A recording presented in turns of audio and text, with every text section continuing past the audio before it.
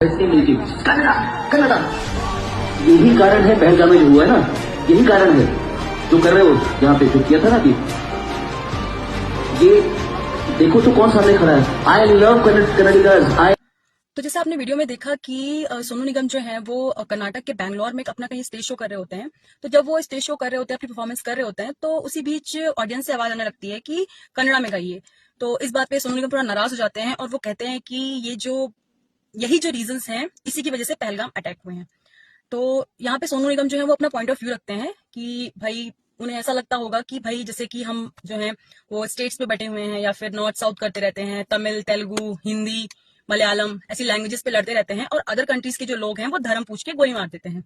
तो सोनू निगम का अपना एक थॉट प्रोसेस होगा, उसके अकॉर्डिंग उन्होंने ये बात कही होगी या फिर उनका ये रिएक्शन आया होगा।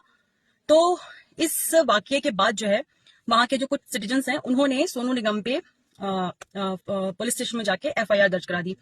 तो क्या आपको लगता है कि ऐसे इंसिडेंट्स के बाद, और शायद यही कारण है कि जो सेलिब्रिटीज होते हैं वो बड़े बड़े मुद्दों पे या बड़े बड़े इंसिडेंट पे या कोई बिग इशू होता है उस पर अपनी कभी राय नहीं रखते हैं। उसका कारण ये है कि जो ऑडियंस है या जो मीडिया है वो उनके बयानों को या उनके द्वारा कही गई बातों को इस तरह से तोड़ मरोड़ के पेश करती है कि उस बातों का मतलब कुछ होता है और वो निकल के शायद कुछ और आता है। इस वजह से ही ये लोग बड़े गंभीर मुद्दों पे भी कभी कभी स्टेटमेंट देने से बचते हैं।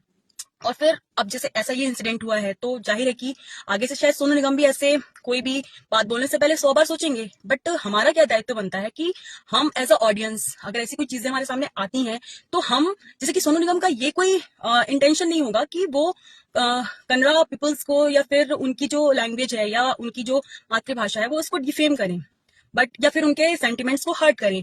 बट उनकी बातों को या उनके द्वारा कही गई चीजों को इस तरह से लिया गया कि वो शायद उन्हें ऐसा लगा कि ये हमारी मातृभाषा को डिफेम करे, बट ऐसा वहां पे था नहीं।